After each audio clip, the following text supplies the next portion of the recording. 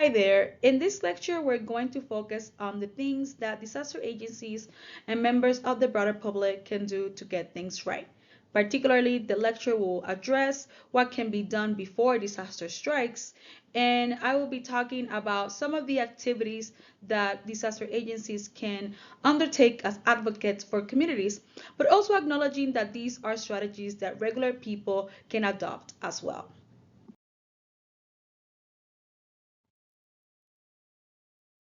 The first and overarching action or strategy that disaster agencies and the public can engage prior a disaster is to fight inequality. One very clear lesson that people who study disasters have given us is that vulnerability to disaster is often about poverty or other forms of inequality. On the slide, you see here is a slide that shows the Kuznets curve, or essentially the progression of human inequality from early human society to society today.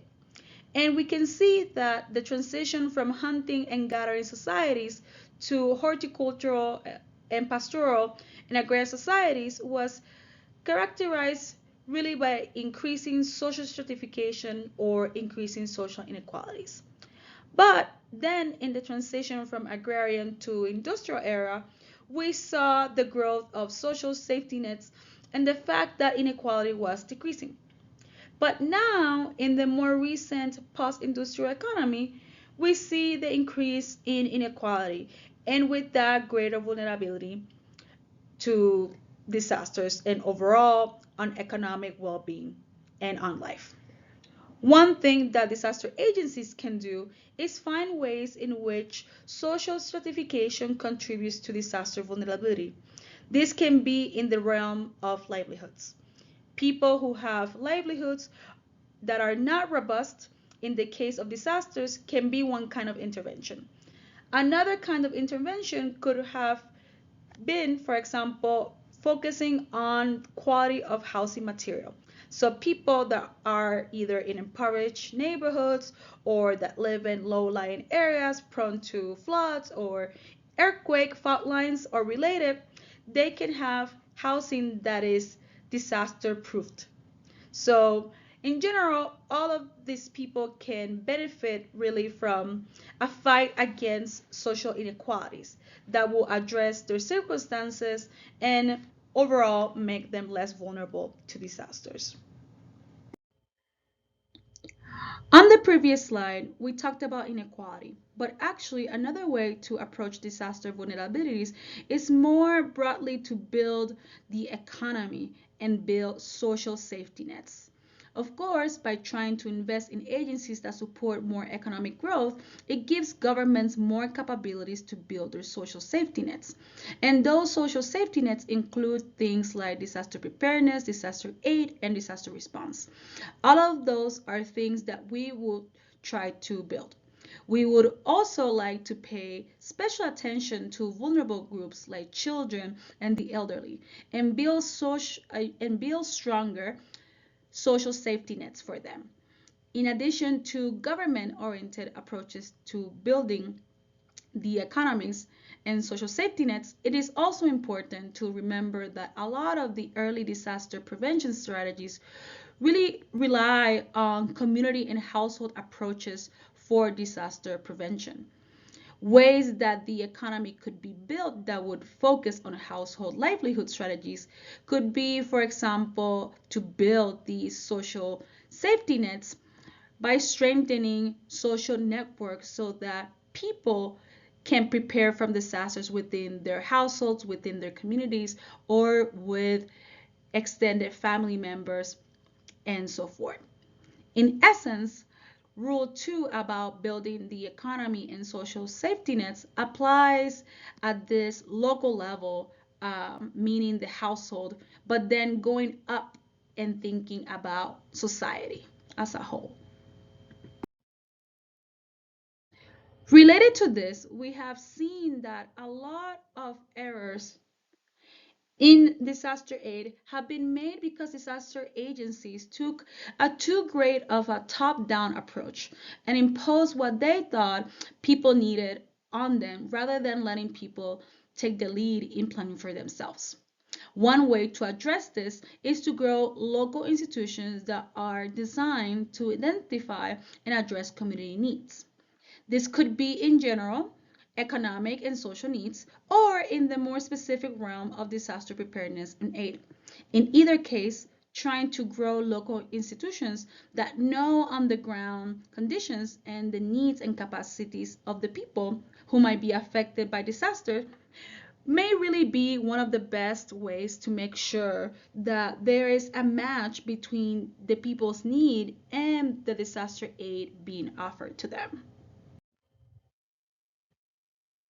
As we have seen, one of the major problems of disaster aid is not that there is not enough of it, but rather that in many times it's not what people need or this aid is misused.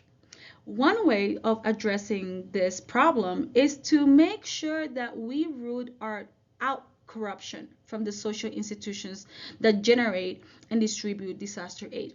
And one way of doing this is defending political legitimacy. That means making sure that governments are not corrupt, they are not setting up backdoor deals with their pals to make sure that, let's say, a large corporation can dump its expired medications and call it a donation. So rather, in many ways, what we need is to make sure that the governments are representative of the needs and desires of the people that they serve. But defending political legitimacy is one very important way to make sure that disasters are addressed in an appropriate and non-corrupt manner. Another problem with disaster planning and aid is the problem of mixed priorities. Of course, no budget, whether for an NGO, community, or government, is large enough to do everything. So communities need to set priorities of what matters most for them. And also, as we have seen with different kinds of disasters, there can be different priorities that can be even at odds. So, for example, if a disaster prone region offers particular economic benefits, people might want to stay there even if that means that they are at greater risk for disaster. That society needs to carefully ask itself, how can it invest in disaster prevention and evacuation techniques to keep people safe as possible? In looking at this broad profile of community around health, around economics, around safety, and so forth, the communities need to work with governments that represent them and the NGOs that serve them to get their priorities straight and to make sure that they are making solid investments in the things that matter to them, whether that is safety, evacuation, economic growth, the construction of a social safety net, or other options. We know that one of the big problems with disaster aid is corruption. That corruption, of course, can manifest in a number of ways. It can be people flat out stealing money and goods that were donated for disaster victims. It can be backdoor deals that benefit people that are supposedly helping disaster victims. But at the end of the day, there are only really a few ways that we can prevent these things from happening and defend our societies from corruption. One of the most important tools that we have is the freedom of the press. That is making sure that the press is free to root out examples of corruptions and expose them. And also that the press is independent and not totally depending on corporations or the government so that they are not having their interests being affected by these entities. Therefore, another really important strategy to prevent problems or inequalities or even inefficiencies in disaster aid is to fight corruption and defend the freedom of the press. Another important way that we can try to prepare for disasters is to utilize elements from our natural environment. Here is a picture from the European Commission that shows that keeping areas forested makes it less likely that flooding and landslides can occur. So this is a simple example of the ways that forestation or even reforestation can prevent disasters. But it is, in fact, many ways in which ecosystem services or the natural services that ecosystems provide for us can help us prevent against disasters. So by understanding how ecosystems work and what services they can provide in terms of disaster prevention, we can prioritize defending the environment or reconstructing portions of the environment that can make our world safer from disasters. Acknowledging that climate change is very much present and that hazards, frequency, and intensity will increase, engaging with ecosystem services or things like green infrastructure can help us prevent disasters.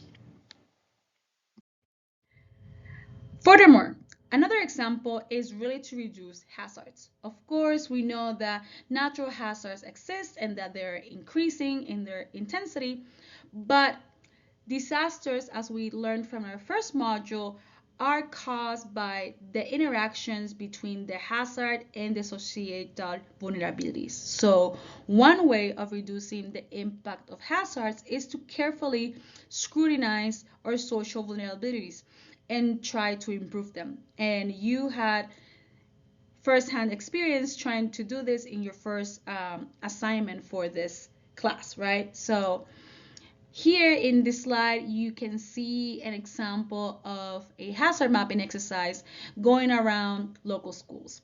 Here, they're using the knowledge of the communities on the ground, along with disaster aid agencies, to identify areas in which social structures make people more likely to experience disasters, and to help them plan or rebuild in those areas so that the likelihood of a major disaster effect is really minimized.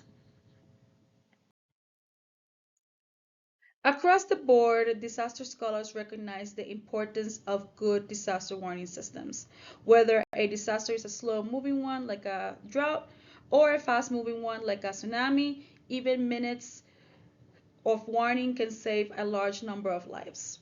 It is really important for disaster warning systems to be built in such a way that really communicate with people the ways that they need to be communicated with. So what I mean by this is that, for example, if there is a disaster warning system that is very well established in TV as their main distribution center, but people are no longer watching their TVs and they're really using other things like social media, then this is gonna create a big problem because this is not the best way or really the most appropriate or effective way to communicate the potentials of a hazard impacting and becoming a disaster. So here in this slide, you see an example of Indonesia's warning system, and it's really interesting because they combine both texting with cell phone operators to make sure that the word gets out to the public,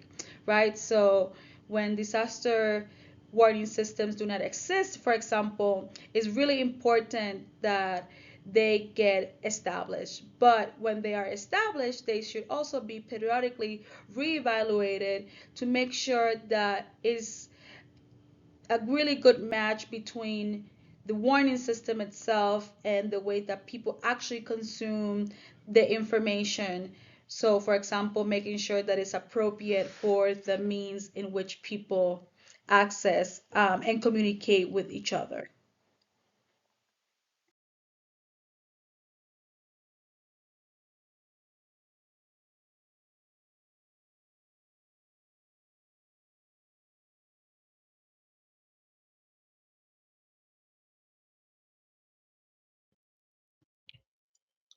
In times where disasters aren't occurring, we have an excellent opportunity to fix response plans. That means always be vigilant in assessing possible natural hazard risks, reevaluating plans for disaster preparedness, and always addressing disaster mitigation and prevention plans to really make sure that they are as effective as possible. That way, when a disaster does occur, we are having the necessarily tools that we need to have the least negative impact from such event. Time in between disasters is an excellent time for reevaluating all response plans and for strengthening prevention activities. In this slide, you will see that we're looking at the same image as the previous slide. But now we are looking into the post-disaster period. And here there's a number of things that we can do. For instance, rebuild infrastructure in ways that are more resilient to disaster by focusing on economic or social recovery. Really, but in a way that decreases inequalities and increases social response capacity. Doing ongoing development activities that can prioritize economic growth, as well as continuing risk assessments, mitigation, and prevention. But ultimately, the opportunity to include residents in this process and address their particular needs and concerns so that for the next event, everybody is better prepared. Disaster scholars across the board agree that people that make disaster preparedness as part of their everyday life and essentially their culture will have better tools and strategies to survive in the aftermath of these events. And they have been able to document this through a number of cases.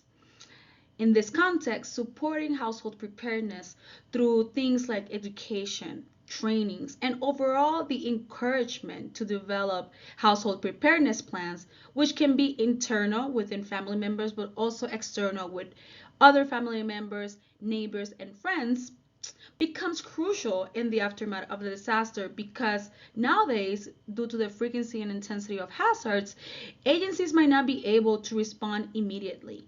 And this preparedness strategies provides, in a way, a safety net support that can hold until formal agencies can come in and help.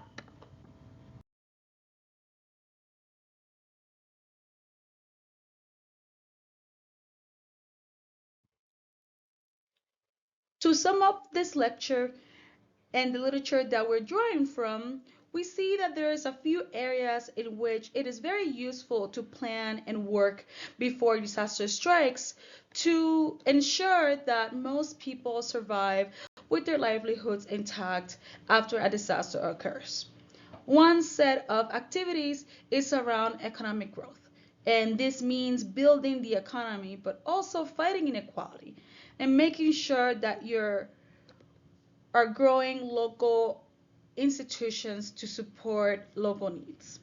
In this way, you can ensure that you have addressed some of the social vulnerabilities that make certain people more exposed to the impacts of disasters than others.